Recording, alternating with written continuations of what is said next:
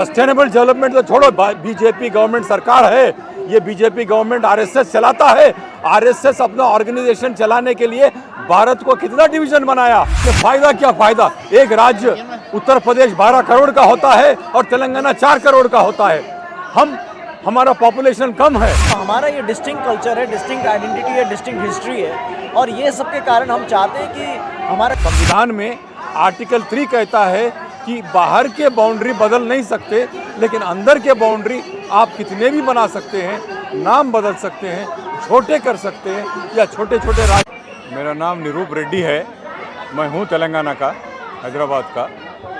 हम 10 साल 2004 से लेके 14 तक तेलंगाना का अलग राज्य को लेके हमने मूवमेंट चलाया है। और अब आज हम जो है ये जितने भी नॉर्थ ईस्टर्न स्टेट्स है, उनके जो स्टेट डिमांड्स है, स्टेटहुड डिमांड्स है, उनसे सॉलिडेरिटी अपना जो है तेलंगाना की तरफ से उनके साथ हमारा सॉलिडेरिटी दिखाने के लिए हम आज यहाँ मौजूद है। मैं सुप्रीम कोर्ट में वकील हूँ, जैसे मैं कहा, मेरा नाम निरूप रेड्डी है और वहाँ पर मैं वरिष्ठ अधिवक्ता हूँ, सीनियर एडवोकेट हूँ सुप्रीम कोर्ट में। ये national federation for new states ये 1991 से चला आ रहा है। George Fernandez, PA. सांगमा, ये लोग इसको स्टार्ट किए थे। नाम अलग था, तब Indian national front for small states करके था। जब तेलंगाना वाले इसमें जुड़े, जब तेलंगाना बनेगा तो 4 करोड़ का राज्य बनेगा, तो इसमें जो है 4 करोड़ का जो आबादी है वो कोई स्मॉल स्टेट नहीं होता। तो इसलिए हमने इसको चेंज करके national federation for new states बनाया है।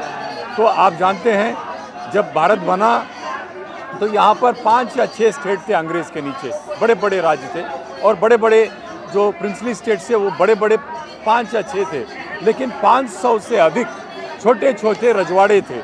इन सबको एक कर जब भारत बनाया गया तो आर्टिकल 3 के तहत संविधान में आर्टिकल 3 कहता है कि बाहर के बाउंड्री बदल नहीं सकते, लेकिन अंदर के बाउंड्री आप कितने भी बना सकते हैं, नाम बदल सकते हैं, छोटे कर सकते हैं या छोटे छोटे राज्यों को एक करके एक बड़ा राज्य बना सकते हैं। ये फ्लेक्सिबिलिटी रहा है। लेकिन 1956 में स्टेट्स रीऑर्गेनाइजेशन कमीशन था, ये भाषा आधार पर इन्होंने इसका बंटवारा किया, राज्य बने। लेकिन आज भारत को किसी तरह का बाहर से खतरा नहीं है। लेकिन अरुणाचल प्रदेश में हम देख रहे हैं, लेकिन अरुणाचल प्रदेश से ज़्यादा आज प्रॉब्लम्स आ रहे हैं महाराष्ट्र और कर्नाटका को लेके, असम और मेघालय को लेके, तेलंगाना और आंध्रा को लेके। ये इंटरनल बाउंड्रीज तय करने के लिए जैसा स्टेट्स रीऑर्गेनाइजेशन कमीशन रहा 56 में, एक परमानेंट कॉन्स्टिट्यूएंट असेंबली के डिबेट में कहा गया था कि एक बाउंड्री कमीशन रहना चाहिए, क्योंकि आप भारत को एक बना दिए, लेकिन जो इंटरनल बाउंड्रीज है इसको आपने ऑर्गेनाइज नहीं किया, आपके पास समय नहीं था। लेकिन अब एक परमानेंट स्टेट रीऑर्गेनाइजेशन कमीशन बैठना चाहिए, और ये जितने भी इंटरनल बाउंड्रीज है इन सबको आप जो है बाउंड्री बना के छोटे बनाना हो, बड़े बनाना हो, नाम बदलना हो, ये काम करना चाहिए। तभी भारत जो है मजबूत बनेगा। What we demand today is new states for new India, new states for a stronger India. Effect या इमीडिएट फायदा आप क्या देख रहे हैं नए स्टेट्स बनने से? लगा तुरंत जो आपको एकदम फायदा मिलेगा वो क्या होगा? फायदा क्या फायदा। एक राज्य उत्तर प्रदेश 12 करोड़ का होता है और तेलंगाना 4 करोड़ का होता है। हमारा पॉपुलेशन कम है। साउथ इंडिया और नॉर्थ इंडिया में भी प्रॉब्लम आ सकता है। साउथ इंडिया का पॉपुलेशन कम है, साउथ इंडिया का डेवलपमेंट बहुत आगे है, लेकिन फंड जो है पूरा नॉर्थ इंडिया को जाता है। तो फंड कोई भी स्टेट हो 2 करोड़ से ज़्यादा नहीं रहना चाहिए। वो 60 स्टेट बने, 70 स्टेट बने, 100 स्टेट बने, कोई भी स्टेट अगर आज आप सस्टेनेबल डेवलपमेंट की बात कर रहे हैं। सस्टेनेबल डेवलपमेंट तो छोड़ो, बीजेपी गवर्नमेंट सरकार है, ये बीजेपी गवर्नमेंट आरएसएस चलाता है। आरएसएस अपना ऑर्गेनाइजेशन चलाने के लिए भारत को कितना डिवीजन बनाया, 56 डिविजन्स। अगर आपको एक संस्था को चलाने के लिए 65 जो है 56 अगर डिवीजन बना के आप आपका संस्था चला रहे, देश को 56 राज्य क्यों नहीं बनाते हो? बहुत ही वाजिब सवाल है सर आपका। इमीडिएट क्या भाषा के आधार पर ही होगा राज्यों का पुनर्गठन, या कोई अन्य भी देखना चाहिए? क्राइटेरिया क्या हो, बेसिक क्राइटेरिया क्या हो आपकी नज़र में? नहीं, हमारे जो है हम लोग अटके हुए हैं, इतिहास में अटके हुए हैं। 1910 में 1905 में कर्जन ने बंगाल को अलग किया था, ईस्ट बंगाल और वेस्ट बंगाल को।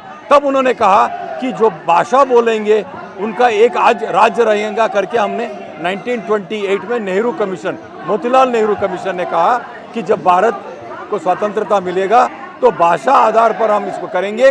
बंगाल जैसा हम कर्जन जैसा बंगाल को डिवाइड करें, हम भाषा आधार पर डिवाइड नहीं होने देंगे। लेकिन मैं पूछता हूँ, तेलंगाना और आंध्रा दोनों तेलुगु बोलते हैं, तो एक भाषा रह के भी अलग राज्य रह सकते हैं। ये अंबेडकर ने कहा, there can be many states with one language.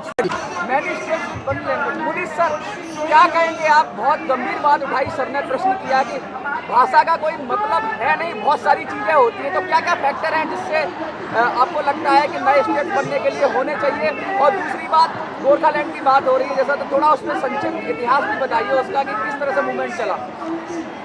निरूप जी ने बिल्कुल ठीक कहा कि भाषा ही एकमात्र क्राइटेरिया नहीं हो सकता। हाँ, भाषा एक क्राइटेरिया है, मगर हमें लगता है कि सबसे ज़्यादा इम्पोर्टेंट जो है वो ये है कि उस देश की, उस प्रांत की जो डिस्टिंक्ट कल्चर और डिस्टिंक्ट हिस्ट्री है।